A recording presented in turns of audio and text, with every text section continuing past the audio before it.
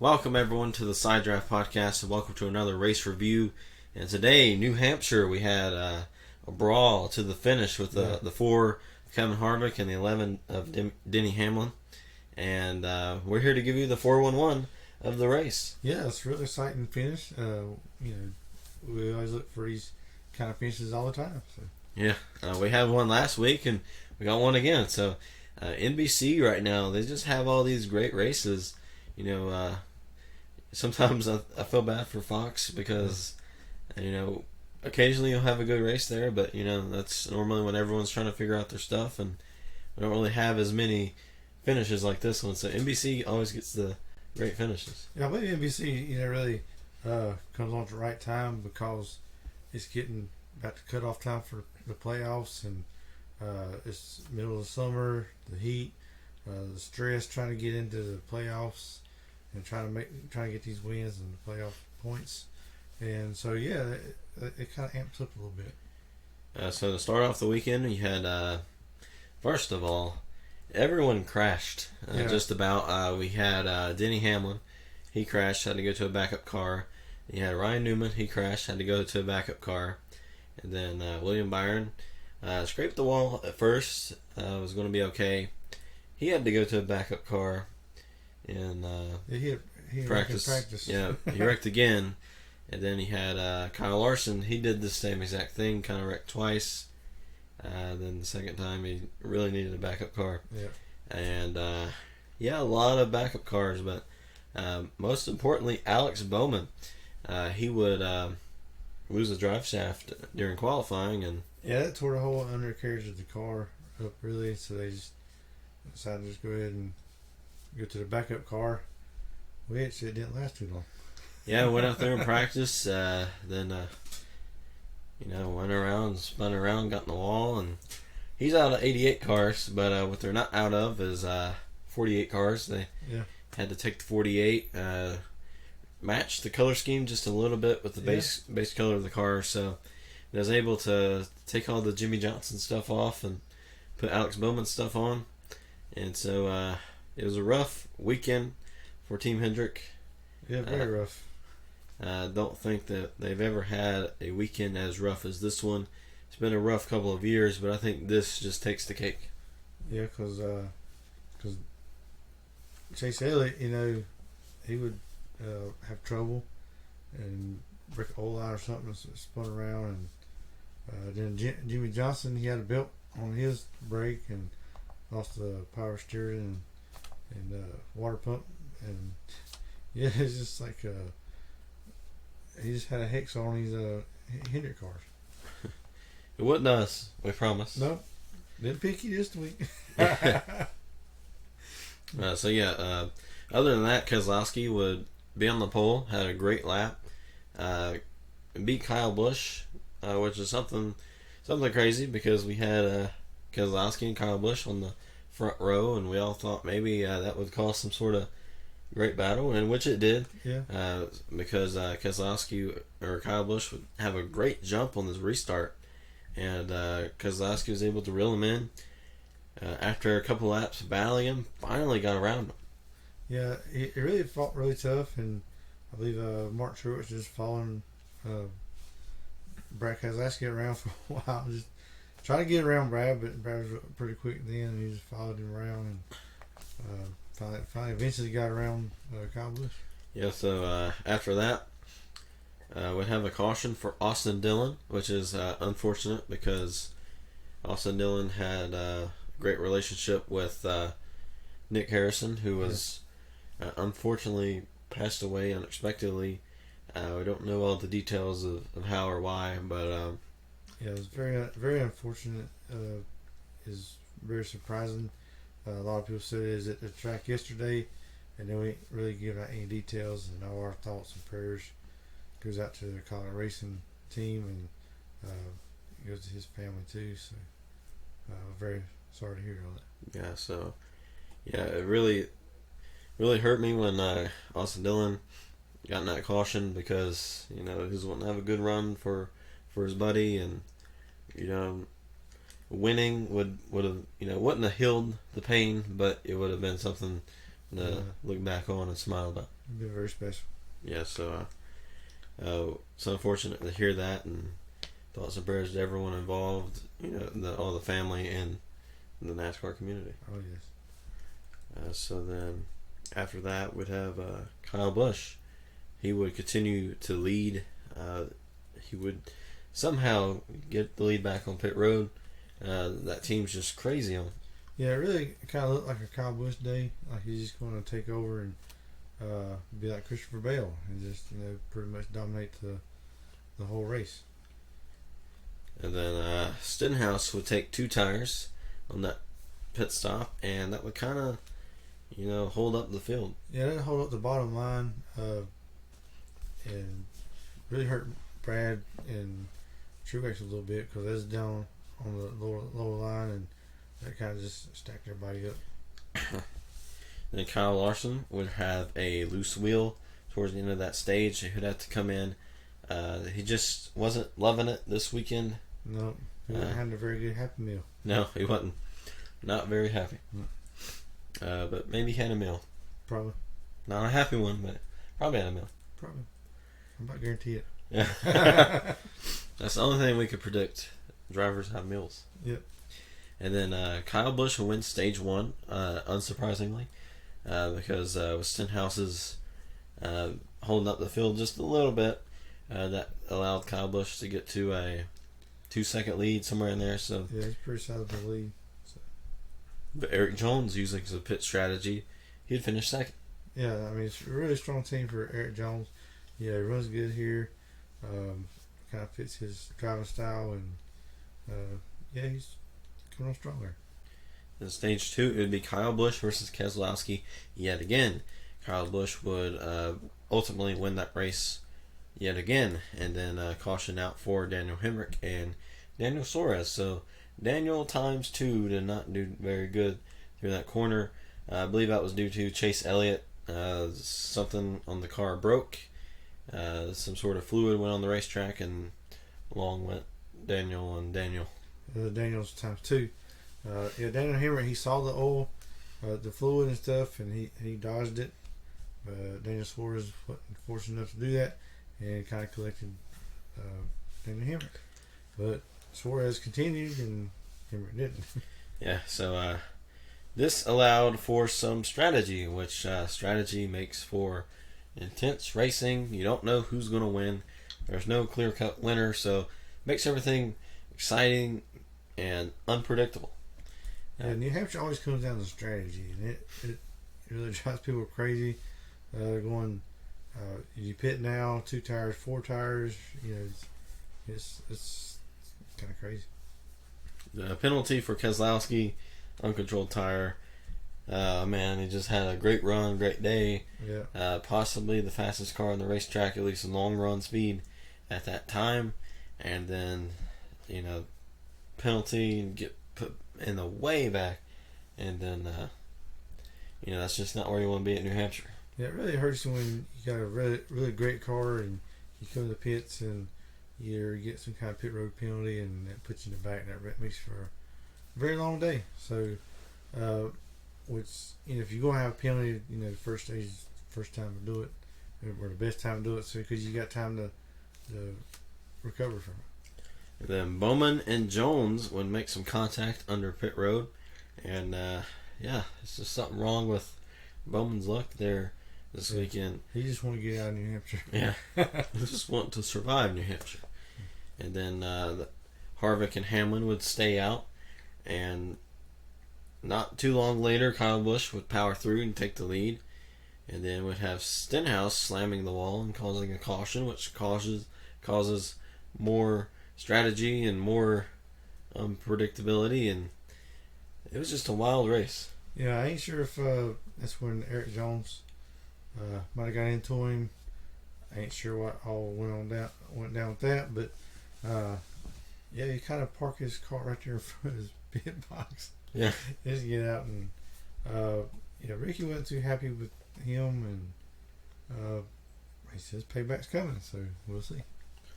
Yeah, and then Eric Jones would have a penalty the payback has been delivered. Wasn't Stenhouse delivering it, but we got to see Eric Jones slash back through the field. He's been pretty strong lately, finishing in the top 5. Just hasn't been the best car yet.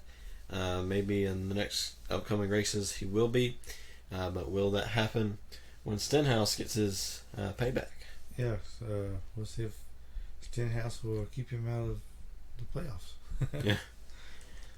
Then Eric Almirola stays on the track trying to get some valuable stage points or playoff points. And it would be Almirola versus Newman on the restart.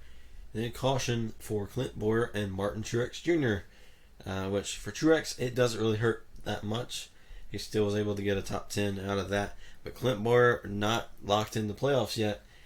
That crash really hurt him. He's still 17 points up. So, he's pretty comfortable right now, but also on the hot seat. Yeah, you don't want to be that close to the cutoff line. Yeah, there's going 3 wide. I mean, you had Kurt Busch on the bottom, and Clint really couldn't go any lower. And I believe him and Truex would just fight for the same space. And one of them should have lifted. I mean, you don't want to lift either one, but going in 3 wide in the turns like that, you just going out of room. Hate it for both of them, but it would turn Clint Boyer into the wall. Truex got a little bit of damage in the front, but he didn't hurt his car that bad. And then another problem for Team Hendrick, or Hendrick Motorsports, Jimmy Johnson would lose his power steering or something broke on the car, and he would fall back and lose a ton of his positions and just had no power. Yeah, he lost the belt to his water pump, which works his power steering. So they come in and fixed all that, and I believe he just finished like 12 laps down. Yeah, in the 30th position. Not the day he wanted. And unfortunately his backup car survived and made it, but unfortunately his primary car didn't. Yeah, but he can't get them points, even though it's his car. Can you share points? Does that count? And then Almirola would win stage 2. He did this weird thing on the restart with, trying to slow everybody up. He got a warning, which, I don't think I'll give him a warning. I believe I should have black flagged him for doing that. You got to maintain your speed going to the restart zone, and he backed out and, caused Joey to go ahead, and so then he jumps, and then Almirola jumps to restart, gets a better restart than anybody else. And Joey said, he's complaining about it, but what can they do? And we do want to give a shout out to Backup Cars for Sale for finding Dale Jr. in the thumbnail for our Xfinity Series race review. So thank you for playing along. That is very ironic. That is very ironic. That's so funny. We got the backup car here for for Ashball.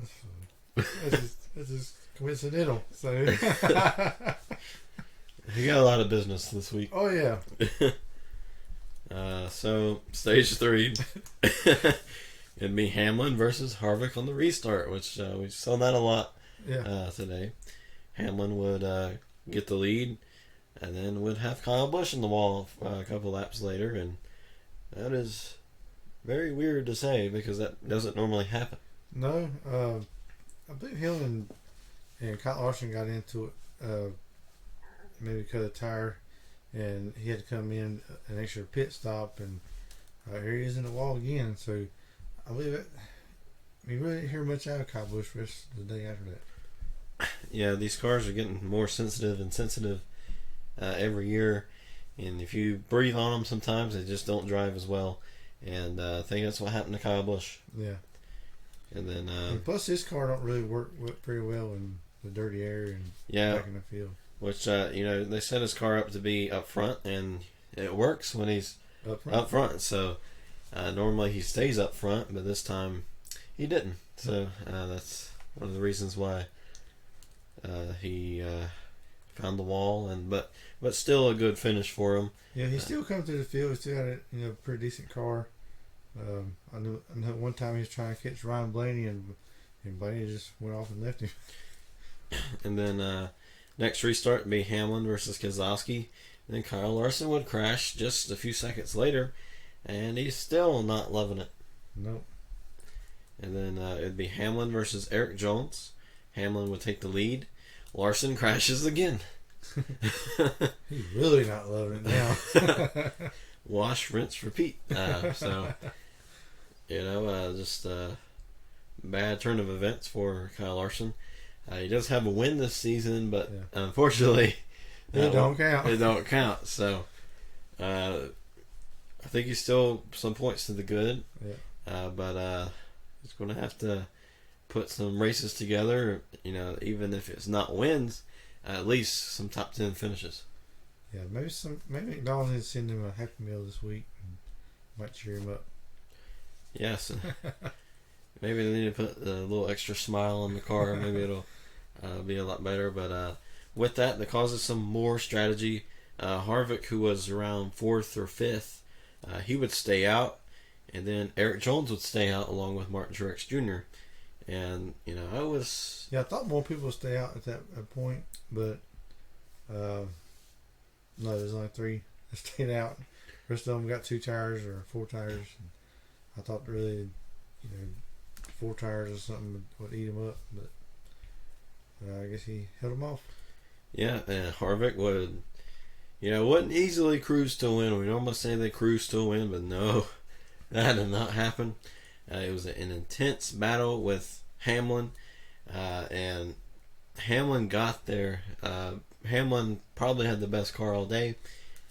He gave Harvick a little shove in turn 1 in the final lap, and Harvick was able to somehow stay on his outside, get a good run, and then Hamlin would try it again, and Harvick would door him, I guess you could say, and then he would hold on to win his first race of the season. Yeah, it's really, I believe if it wasn't for lap traffic, Harvick could have held him off, within a half second. They kept going, somewhere around there. It is pretty even at that point. But the lap traffic, he just kind of caused him to slow down a little bit and caused Denny to catch up to him. But Kevin said he saw it coming, so he kind of slowed up in the middle of the turn, and he just wanted to, if Denny's going to hit him, he'll hit him at the right time. But Kevin, he's a very smart driver. He knows how to bump people. He knows how to get bumped sometimes. He did that last year. He bumped Kyle Busch for the win, and then this time it was vice versa. He was getting bumped, but he knew how to defend that move. So, that was a veteran move, and it's actually the Harvick we've seen. I wouldn't even say last year, but the closer is finally back. Last year he was the opener and the closer, but this year he's really closed on New Hampshire.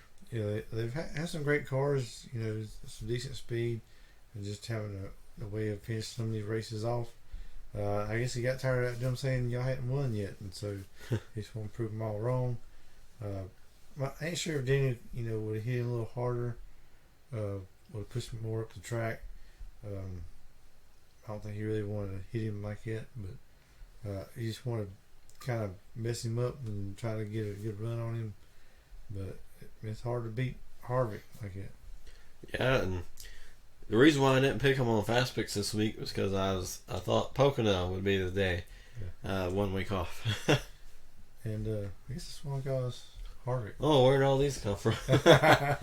So as a Harvick fan per se, I do have a lot of Harvick diecasts and memorabilia, so hopefully we can get some more diecasts for other people, so we can do this for everyone. But since working on that, so congratulations to Kevin Harvick, Rodney Childers, and the whole 4 crew.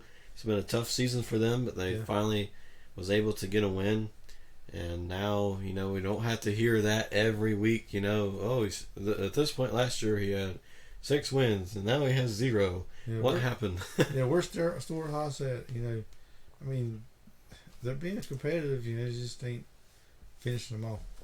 Yeah, and now he's got that first win. Now he can, really play some strategy and might see a couple more wins out of him. Yeah, I mean, it seems like when you get one win, you just keep getting more. Yeah, and Pocono's one he hadn't won that yet, so I'm still putting all my money in that one as well. Yeah. So possibly two for two.